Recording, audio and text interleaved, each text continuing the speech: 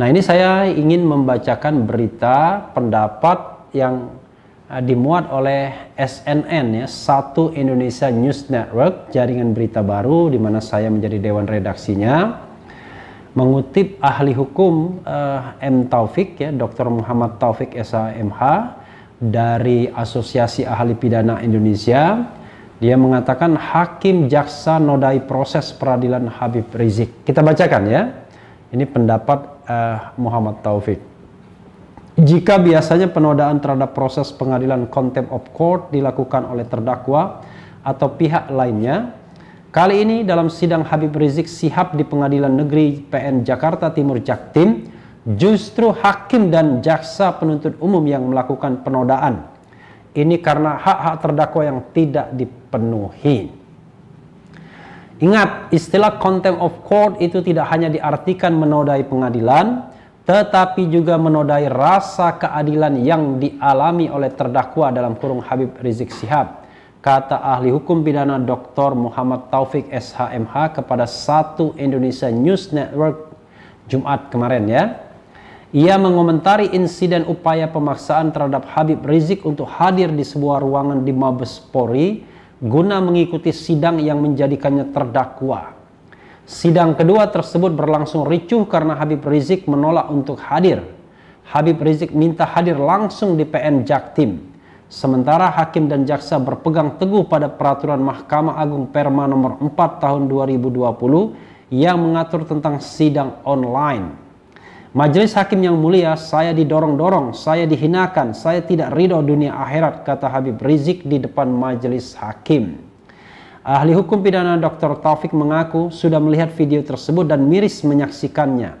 Permintaan Habib Rizik pun sebenarnya bukan permintaan yang berat, apalagi ia dilindungi undang-undang untuk dapat hadir secara langsung atau tatap muka dengan majelis hakim di ruang sidang.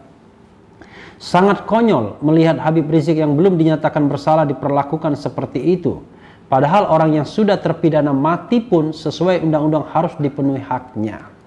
Semisal diberi makan atau sesuatu yang disukai sebelum dieksekusi, bahkan jika sakit pun tidak boleh dieksekusi, tegasnya. Ia menilai JPU dan hakim yang kekeh menggunakan Perma 4 2020 untuk menghalangi Habib Rizik hadir di PN adalah tindakan yang salah. Ini yang disebut dengan contempt of court, menodai rasa keadilan terdakwa, tegas Taufik. Menurut Taufik, sejak sidang pertama ia sudah menilai adalah sebuah kesalahan JPU dan hakim menggunakan perma tersebut. Dari sidang yang pertama Habib Rizik beberapa waktu lalu, saya sudah secara tegas menyatakan ke publik bahwa itu adalah tindakan konyol. Karena perma nomor 4 tahun 2020 itu hanya mengatur sidang secara elektronik. Bukan semua sidang harus diperlakukan secara elektronik atau online, cetusnya. Aturan soal contempt of court, lanjut Taufik, diatur dalam pasal 207, 212, 214, 217, dan 218 Kitab Undang-Undang Hukum Pidana KUHP, dan pasal 217, 218 Kitab Undang-Undang Hukum Acara Pidana KUHAP. Mudah-mudahan tidak keliru ya kutipannya. Jadi sekali lagi saya menegaskan bahwa tindakan jaksa atau siapapun yang memaksa Habib Rizik hadir secara online itu adalah menodai hak seorang terdakwa yang diatur di dalam undang-undang dan masuk kategori contempt of court, tandasnya. Ya, sobat era sekalian, itu tadi pendapat dari ahli hukum pidana ya, Dr. Muhammad Taufik.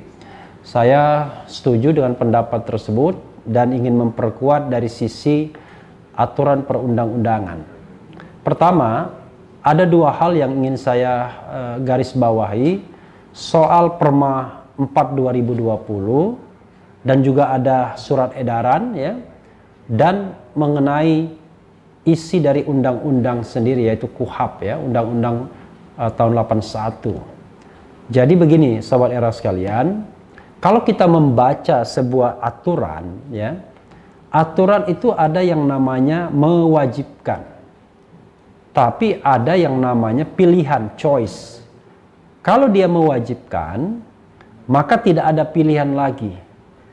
Misalnya, kalau sidang online itu adalah sebuah kewajiban, maka tidak ada hak bagi terdakwa atau siapapun untuk memberikan pengertian yang berbeda selain harus online. Tapi masalahnya ini bukan kewajiban, tapi menggunakan kata dapat. Dapat itu istilahnya fakultatif. Bisa digunakan, bisa tidak digunakan. Tergantung siapa. Ya memang dalam ruang sidang pemegang palu itu adalah majelis hakim. Tapi jangan lupa bahwa persidangan pidana terutama itu persidangan yang bakal menghukum seseorang kalau dinyatakan bersalah. Dalam hal ini terdakwa. Sehingga hak-hak terdakwa lah yang harus didahulukan dibandingkan hak-hak lainnya. Misalnya hak daripada kuasa hukum, hak daripada jaksa penuntut umum, hak daripada hakim, hak daripada saksi dan lain sebagainya. Karena terdakwalah yang akan menghadapi konsekuensi hukuman badan. Jadi keadilan adalah keadilan bagi terdakwa. Bukan berarti kemudian terdakwa itu pasti harus bebas, bukan begitu.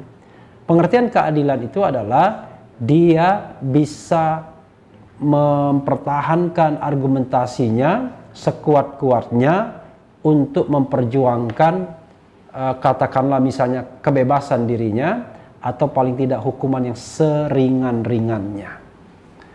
Jadi ketika hakim kekeh menggunakan peraturan Mahkamah Agung dan surat edaran yang sebenarnya tidak mewajibkan, itu sangat aneh sobat era sekalian. Apalagi sangat teknikal alasannya. Alasan teknikalnya adalah karena Habib Rizik banyak pengikutnya, gitu ya. Karena Habib Rizik banyak pengikutnya, kalau dihadirkan dalam persidangan dikhawatirkan akan menciptakan kerumunan. Ini kan sama saja dengan mengatakan biarlah terdakwa itu tidak mendapatkan keadilan yang baik, tidak mendapatkan proses yang baik, yang penting masyarakat lain bisa diselamatkan. Ini kan logikanya aneh. Karena kita bicara tentang persidangan. Kalau kita bicara tentang persidangan, sobat era sekalian, maka kewenangan hakim itu adalah kewenangan di ruang sidang. Adapun di luar sidang, itu bukan kewenangan dia lagi. Bukan kewajiban hakim untuk misalnya berpikir bagaimana nanti masa kerumunan di luar sidang dan lain sebagainya. Itu semua adalah tugas aparat keamanan. Buat apa ada aparat keamanan? Jadi hakim hanya berpikir bagaimana menjaga relasi yang adil, yang baik antara pihak-pihak di dalam ruang sidang tersebut. Jadi antara jaksa dengan penasihat hukum, terdakwa, hakim sendiri, dan tentu pengunjung. Karena hakim bisa mengatakan bahwa sidang dinyatakan tertutup misalnya, tapi biasanya sidang yang bersifat susila saja yang tertutup. Sidang ini apalagi hanya kasus prokes, tidak mungkin rasanya dinyatakan tertutup. Tetapi tetap karena di ruang sidang itu adalah area kekuasaan hakim, maka dia bisa mengatur misalnya soal pengunjung yang harus tertib, memperhatikan protokol kesehatan dan lain sebagainya. Adapun di luar Pengadilan Negeri Jakarta Timur, itu adalah bukan kewenangan hakim lagi. Itu adalah urusan penegak hukum, urusan unsur keamanan, bagaimana pihak Pengadilan Negeri Jakarta Timur misalnya bekerja sama dengan kepolisian, bahkan kadang-kadang ada bantuan tentara untuk mengamankan persidangan. Jadi saya sekali lagi sobat era sekalian sukar bisa menerima sidang secara online. Ketika dikatakan bahwa Habib Rizik banyak pengikutnya, mengapa hal yang sama diterapkan juga kepada Jumhur Hidayat misalnya, atau Sahganda Nenggolan, atau Anton Permana juga. Jumhur Hidayat berkali-kali juga minta agar dihadirkan di dalam ruang sidang, tapi tidak dikabulkan. Padahal Jumhur tentu berbeda dengan Habib Rizik yang banyak masanya. Jadi agak aneh ketika misalnya Jaksa Pinangki, Irjen Napoleon Bonaparte dihadirkan di dalam ruang sidang, tetapi Jumhur Hidayat, Anton Permana, Sahganda Nainggolan, Habib Rizik, Gus Nur itu tidak dihadirkan. Padahal selain Habib Rizik yang masanya banyak, mereka kan bukan orang-orang yang sebenarnya memiliki massa yang banyak dan fanatik. Tapi tetap saja mereka tidak dihadirkan di dalam ruang sidang. Jadi Sobat Era sekalian, ketika saya menjadi saksi Gus Nur misalnya, saya dihadirkan di ruang sidang dan saya melihat banyak orang yang hadir di seputar pengadilan tersebut. Bahkan kadang-kadang susah kita untuk menjaga jarak, walaupun tentu kita datang dengan protokol kesehatan, ya, mencuci tangan, kemudian menggunakan masker dan lain sebagainya. Tetapi tetap di ruang sidang juga lumayan padat. Ketika saksi disumpah misalnya, ya kita tidak mungkin menjaga jarak 1 meter. Karena proses penyumpahannya ya tetap berdempet seperti itu. Jadi kadang-kadang kita terlalu paranoid terhadap virus corona ini. Padahal kita lihat setiap saat di jalan-jalan masih ada kerumunan-kerumunan, masih ada warung-warung yang buka, yang kadang-kadang mereka tidak terlalu peduli dengan coronavirus. Tapi bukan maksud saya untuk mengatakan kita tidak menerapkan protokol kesehatan. Protokol kesehatan itu is a must. Tapi hak terdakwa jangan diabaikan. Jadi kita bisa berjalan beriringan. Habib Rizik mendapatkan haknya untuk hadir secara offline.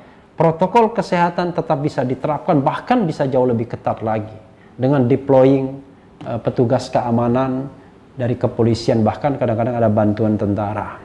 Jadi saya sepenuhnya setuju. Apalagi Sobat Era sekalian, tidak bisa kita menghapuskan ketentuan Kitab Undang-Undang Hukum Acara Pidana karena ada perma dan juga ada surat edaran Mahkamah Agung. Sangat aneh kemudian ketika hakim pemegang palu itu bersandar kepada peraturan perundang-undangan yang tidak lebih tinggi dari undang-undang.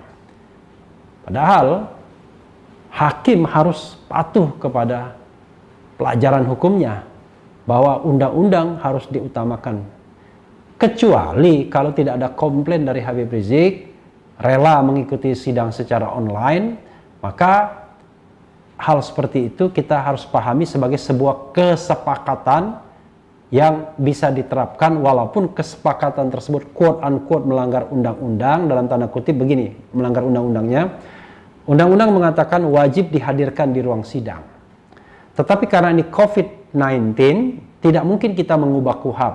Maka dibuatlah Perma nomor 4 tahun 2020 tentang sidang elektronik.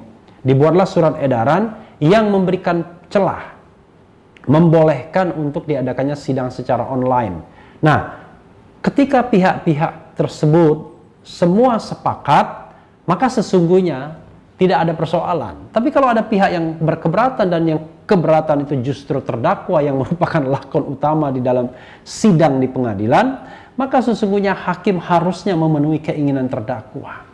Karena keinginan tersebut adalah haknya yang dijamin dan dilindungi undang-undang.